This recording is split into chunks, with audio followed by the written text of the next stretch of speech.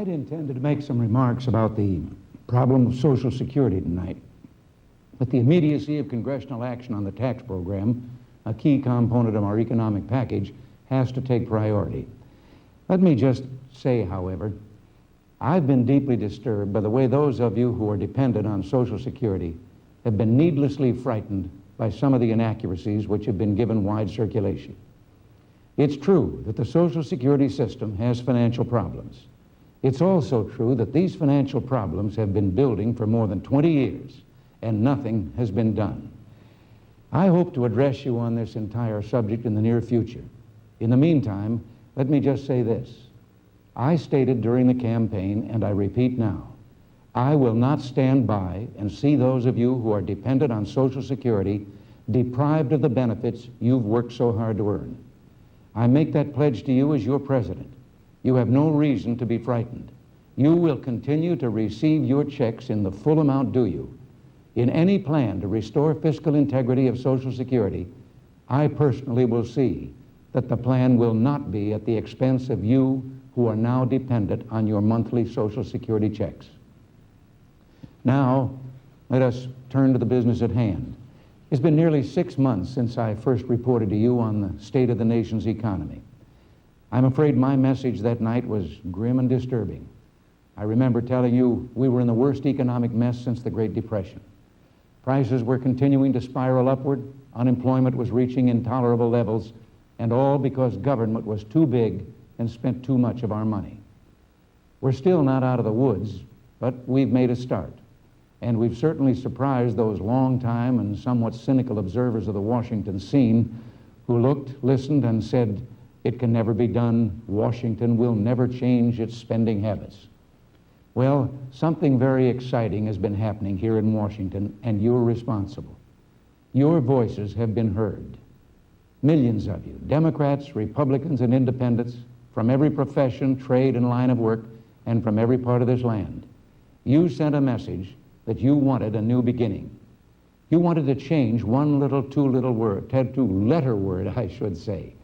It doesn't sound like much, but it sure can make a difference, changing by government, control by government, to control of government. In that earlier broadcast, you'll recall I proposed a program to drastically cut back government spending in the 1982 budget, which begins October 1st, and to continue cutting in the 83 and 84 budgets. Along with this, I suggested an across-the-board tax cut spread over those same 3 years, and the elimination of unnecessary regulations, which were adding billions to the cost of things we buy.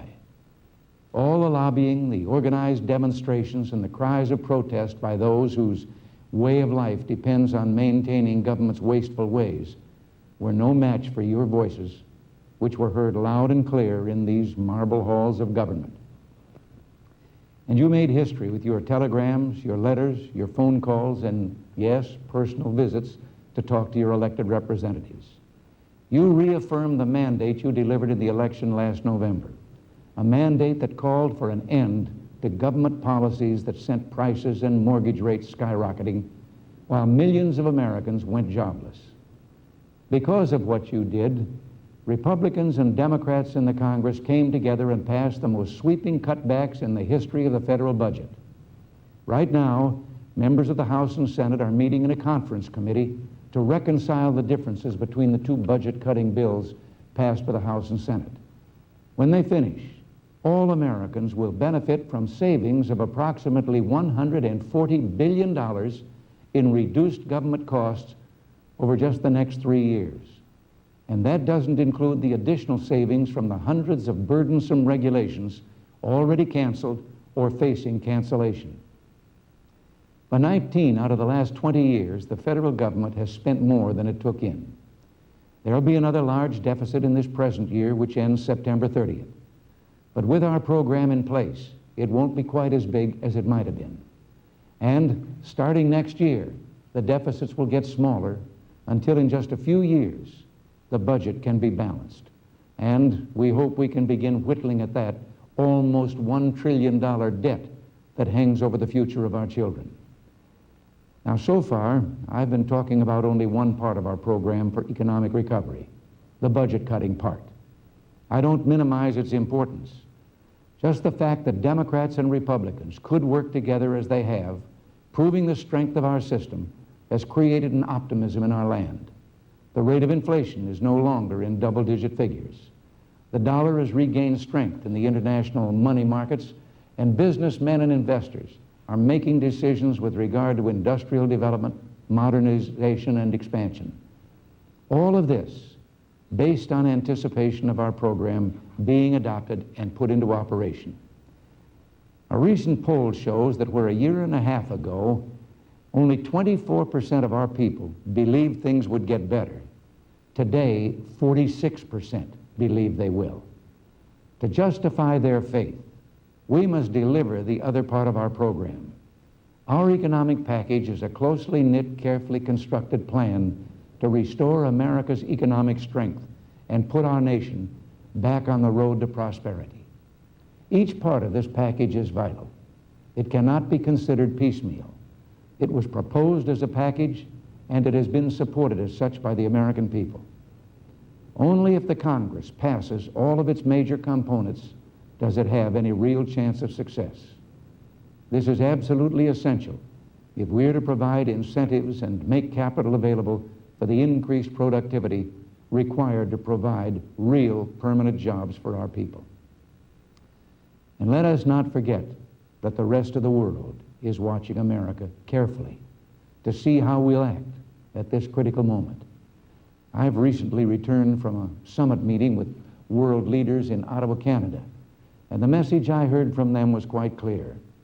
Our allies depend on a strong and economically sound America, and they're watching events in this country, particularly those surrounding our program for economic recovery, with close attention and great hopes. In short, the best way to have a strong foreign policy abroad is to have a strong economy at home.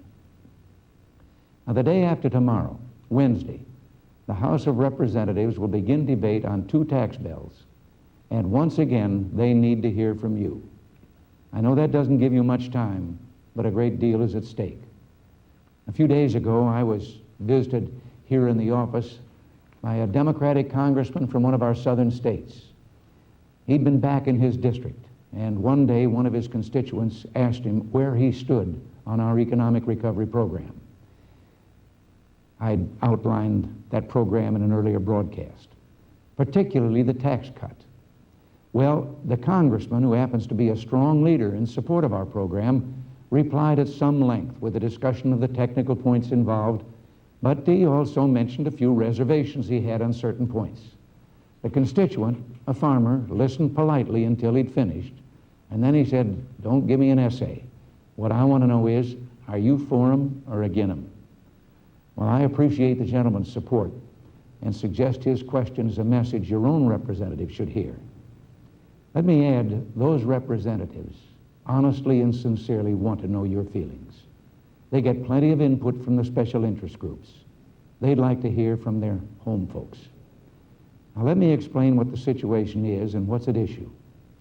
With our budget cuts, we presented a complete program of reduction in tax rates. Again, our purpose was to provide incentive for the individual, incentives for business to encourage production and hiring of the unemployed, and to free up money for investment. Our bill calls for a 5% reduction in the income tax rates by October 1st, a 10% reduction beginning July 1st, 1982, and another 10% cut a year later, a 25% total reduction over 3 years. But then, to ensure the tax cut is permanent, we call for indexing the tax rates in 1985, which means adjusting them for inflation.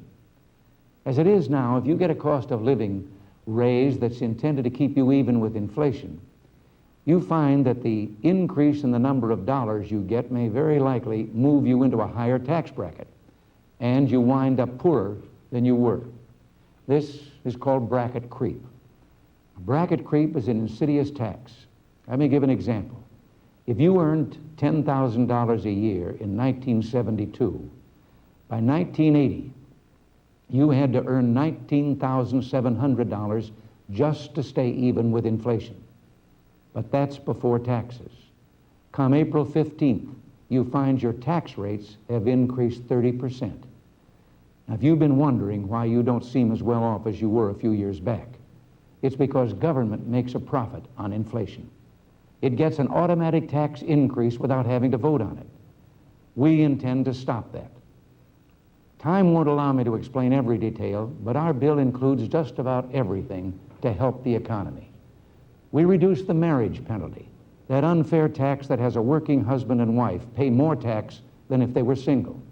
We increase the exemption on the inheritance or estate tax to $600,000 so that farmers and family-owned businesses don't have to sell the farm or store in the event of death just to pay the taxes. Most important, we wipe out the tax entirely for a surviving spouse. No longer, for example, will a widow have to sell the family source of income to pay a tax on her husband's death. There are deductions to encourage investment and savings. Business gets realistic depreciation on equipment and machinery. And there are tax breaks for small and independent businesses, which create 80% of all our new jobs. This bill also provides major credits to the research and development industry. These credits will help spark the high technology breakthroughs that are so critical to America's economic leadership in the world. There are also added incentives for small businesses, including a provision that will lift much of the burden of costly paperwork that government has imposed on small business. In addition, there is short-term but substantial assistance for the hard-pressed thrift industry, as well as reductions in oil taxes that will benefit new or independent oil producers and move our nation a step closer to energy self-sufficiency. Our bill is, in short, the first real tax cut for everyone in almost 20 years. Now, when I first proposed this, and incidentally, it has now become a bipartisan measure, co-authored by Republican Barbara Conable and Democrat Kent Hance.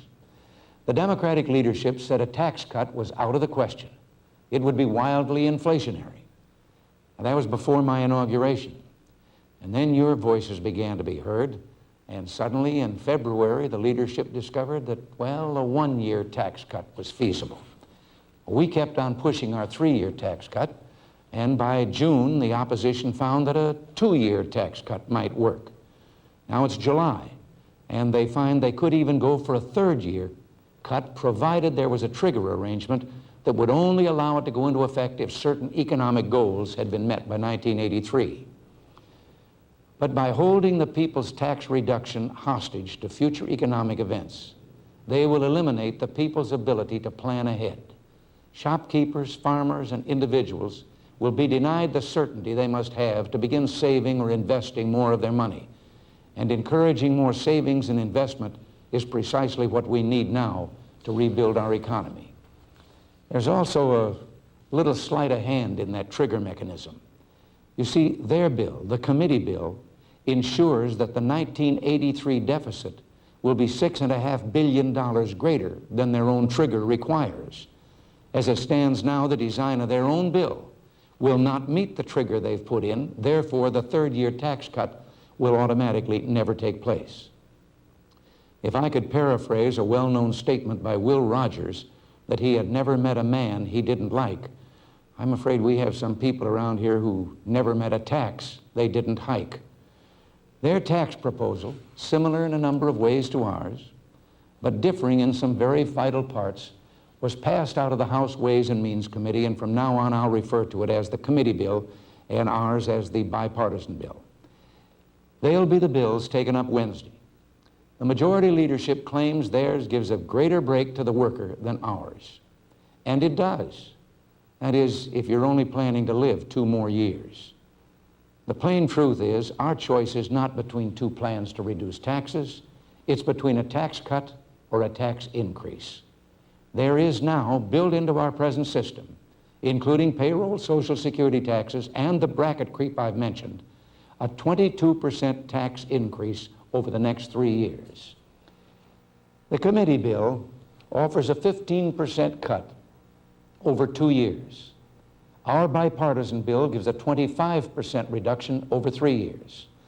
Now, as you can see by this chart, there is the 22% tax increase.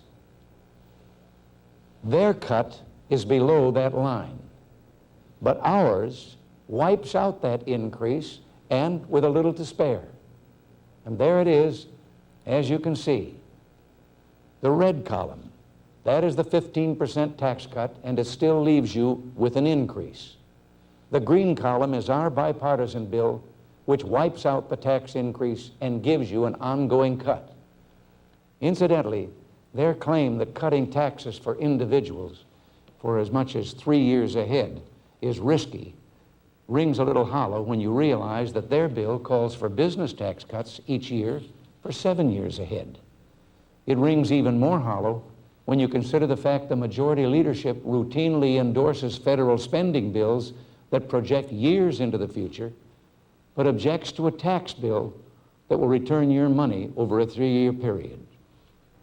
Now here is another chart which illustrates what I said about their giving a better break if you only intend to live for 2 more years. Their tax cut, so-called, is the dotted line. Ours is the solid line.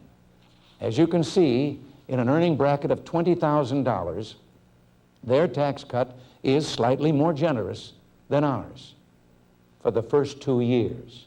Then, as you can see, their tax bill, the dotted line, starts going up and up and up. On the other hand, in our bipartisan tax bill, the solid line, our tax cut, keeps on going down and then stays down permanently. This is true of all earning brackets, not just the $20,000 level that I've used as an example, from the lowest to the highest. This red space between the 2 lines is the tax money that will remain in your pockets if our bill passes, and it's the amount that will leave your pockets if their tax bill is passed. I take no pleasure in saying this, but those who will seek to defeat our Connibal-Hance bipartisan bill as debate begins Wednesday are the ones who have given us 5 quote-unquote tax cuts in the last 10 years. But our taxes went up $400 billion in those same 10 years. The lines on these charts say a lot about who's really fighting for whom. On the one hand, you see a genuine and lasting commitment to the future of working Americans.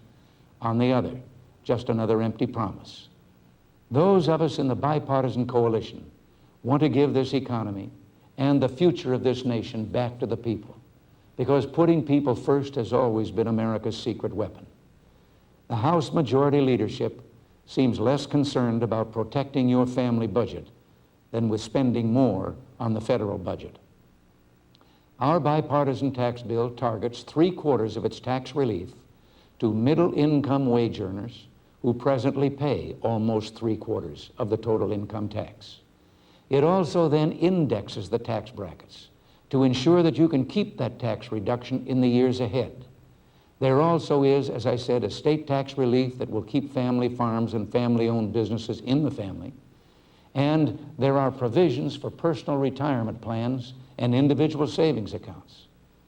Because our bipartisan bill is so clearly drawn and broadly based, it provides the kind of predictability and certainty that the financial segments of our society need to make investment decisions that stimulate productivity and make our economy grow. Even more important, if the tax cut goes to you, the American people, in the 3rd year, that money returned to you won't be available to the Congress to spend. And that, in my view, is what this whole controversy comes down to. Are you entitled to the fruits of your own labor? Or does government have some presumptive right to spend and spend and spend? I'm also convinced our business tax cut is superior to theirs because it's more equitable and it will do a much better job promoting the surge in investment we so badly need to rebuild our industrial base. There's something else I want to tell you. Our bipartisan coalition worked out a tax bill we felt would provide incentive and stimulate productivity, thus reducing inflation and providing jobs for the unemployed. That was our only goal. Our opponents in the beginning didn't want a tax bill at all. So what is the purpose behind their change of heart? They've put a tax program together for one reason only: to provide themselves with a political victory. Never mind that it won't solve the economic problems confronting our country. Never mind that it won't get the wheels of industry turning again or eliminate the inflation which is eating us alive. This is not the time for political fun and games. This is the time for a new beginning. I ask you now to put aside any feelings of frustration or helplessness about our political institutions and join me in this dramatic but responsible plan to reduce the enormous burden of federal taxation on you and your family. During recent months, many of you have asked, what can you do to help make America strong again? I urge you again to contact your senators and congressmen. Tell them of your support for this bipartisan proposal. Tell them you believe this is an unequaled opportunity to help return America to prosperity and make government again the servant of the people. In a few days, the Congress will stand at the fork of two roads. One road is all too familiar to us. It leads ultimately to higher taxes. It merely brings us full circle back to the source of our economic problems, where the government decides that it knows better than you what should be done with your earnings, and in fact how you should conduct your life. The other road promises to renew the American spirit. It's a road of hope and opportunity. It places the direction of your life back in your hands where it belongs. I've not taken your time this evening merely to ask you to trust me. Instead, I ask you to trust yourselves. That's what America's all about. Our struggle for nationhood, our unrelenting fight for freedom, our very existence. These have all rested on the assurance that you must be free to shape your life as you're best able to, that no one can stop you from reaching higher or take from you the creativity that has made America the envy of mankind. One road is timid and fearful, the other bold and hopeful. In these 6 months, we've done so much and have come so far. It's been the power of millions of people like you who've determined that we will make America great again. You have made the difference up to now.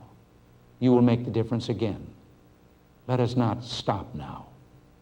Thank you. God bless you. Good night.